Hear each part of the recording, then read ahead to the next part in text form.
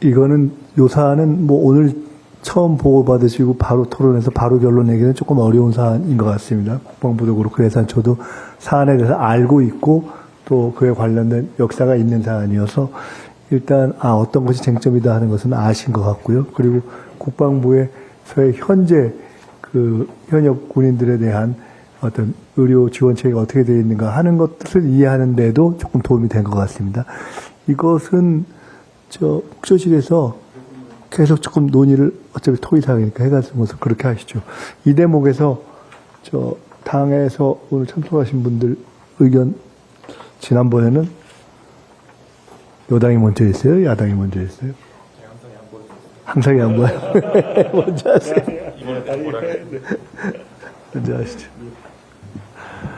먼저 이렇게 세 번째 저희가 청년정책장관 회의인데요. 이렇게 다시 한번 불러주셔서 너무 감사드린다는 말씀 꼭 드리고 싶고요. 특히나 오늘 주제가 결혼 친화형 제도 개선 추진 방안입니다. 첫 번째 회의 때 저희가 이야기했던 부분이고 이 부분에 있어서 그때 정말 많은 분들이 공감해 주신 것 같아요. 이 문제에 대해서 공감을 해 주셨고 그걸 또 이렇게 결과물로 같이 연결해 주셔서 개인적으로도 너무 영광이기도 하고 너무 감사드린다는 말씀을 꼭 좀 드리고 싶습니다. 안 그래도 어제 대통령께서 이렇게 기자회견을 하시는데 저 개인적으로 참 반가웠던 말 중에 하나가 결혼하고 출산하고 해서 사는 게 얼마나 사람이 행복한 일이냐라는 말씀을 하셨어요, 중간에.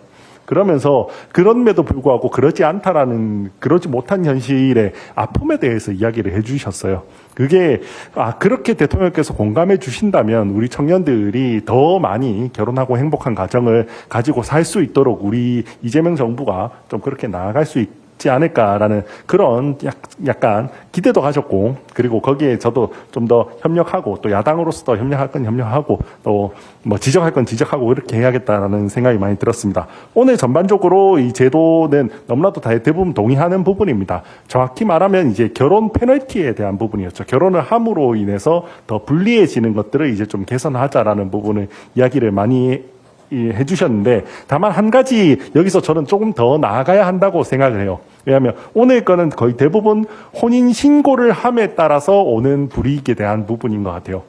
이미 결혼은 했지만 사실상 실질적으로는 가정을 이뤘지만 혼인신고를 하면서 더 불리해지고 있는 부분들 이런 것들을 개선시켜서 이제 혼인신고를 많이 할 수 있게 그렇게 하는 데에 포커스가 많이 가 있는데 그 이전에 정말 결혼하는 것 자체에 느끼는 부담들 이런 것들을 개선하는 정책들은 조금 더 나아가야 한다고 저는 생각을 합니다. 왜냐하면 청년들이 혼자 살다가도 결혼을 딱 준비하는 순간부터 자동으로 여러 가지 많은 압박들을 받게 되거든요. 혼자 살 때는 그냥 주거비도 그렇고 급여도 그렇고 조금 낮은 단계에서도 충분히 감내할 수 있었으면 결혼을 준비하는 단계에서는 그런 부분에 있어서 훨씬 많은 압박을 받게 됩니다. 그 선을 넘어서지 못하기 때문에 사실은 결혼을 하기 어렵고 결혼을 하지 않으면 우리나라의 정서상 사실상 출산까지 나아가지 못하고 가정을 가지지 못하는 그런 데까지 나아가는 경우들이 정말로 많거든요. 그래서 오늘처럼 이제 사실 결혼 페널티를 없애는 것 못지않게 정말 그 결혼을 하면서 어려워지는 그런 단계를 넘어서는 정책들도 앞으로 더 나아갔으면 좋겠다라는 생각이 듭니다.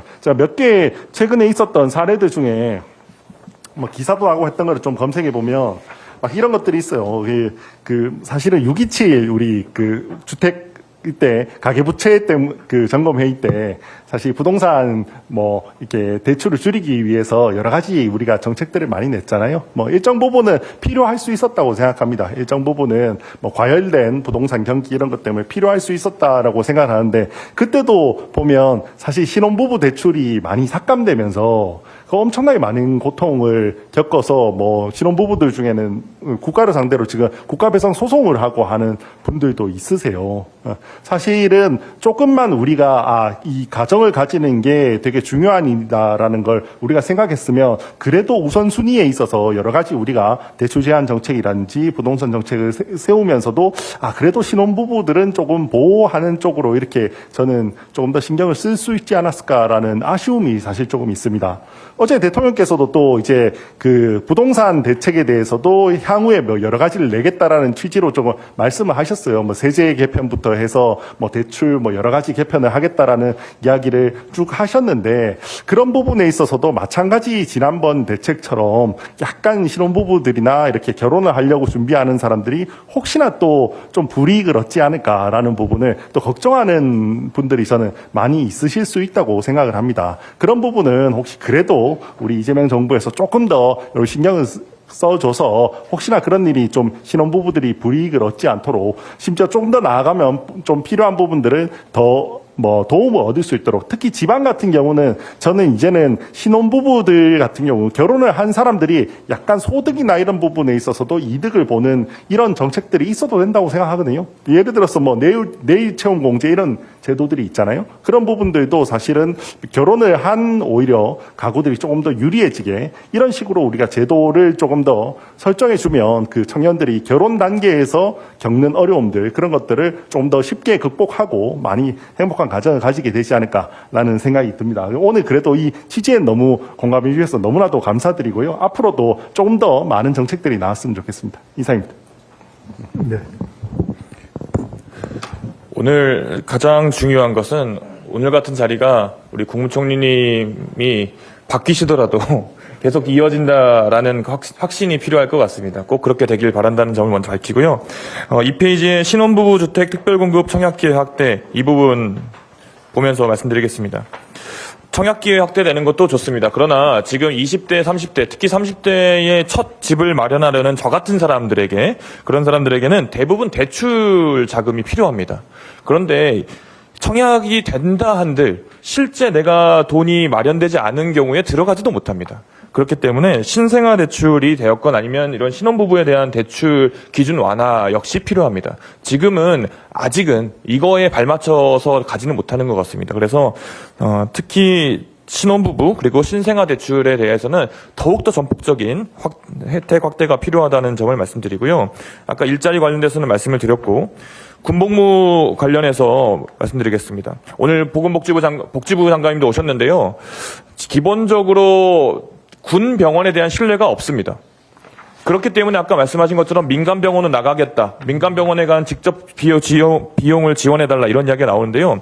잘 아시겠지만 미국 대통령은 군병원으로 갑니다. 월터 리드 국립 군병원으로 가서 본인의 가족들 진료도 받게 되어 있습니다. 과연 우리나라는 그렇게 되어 있습니까? 우리나라의 군 의료 시설이 대통령까지 가셔도 우리 총리님이 가셔도 괜찮을 정도로 되어 있습니까? 안 되어 있습니다. 대한민국에서 가장 높은 의료 시설을 갖춰야 되는 것은 그리고 가장 좋은 의료 인력이 가야 되는 곳은 국방 분야입니다.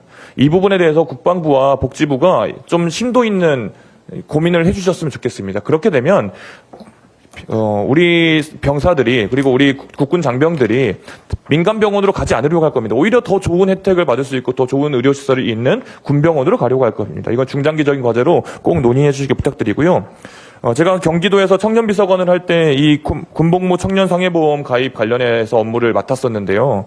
아까 국방부의 심준검토 이야기를 하시면서 18년 11월부터 현재까지 총 235억이 투입되었다. 그러나 수령은 126억밖에 안 돼서 재정 비효율이 우려된다.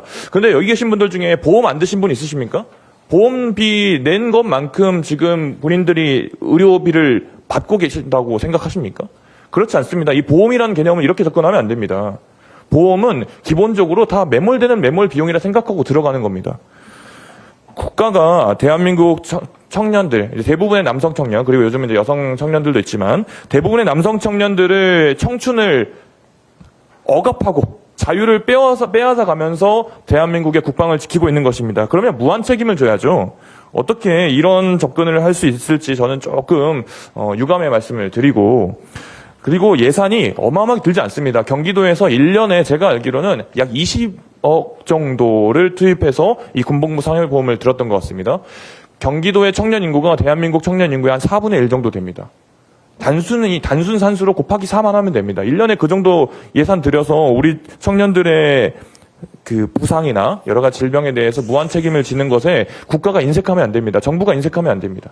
그 부분에 대해서 오늘은 토의 자리니까요. 이 토의가 계속해서 이어지면서 국가의 무한 책임을 다시 한번 상기하셨으면 좋겠습니다. 네, 이상입니다.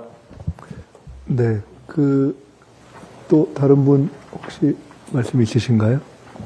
네,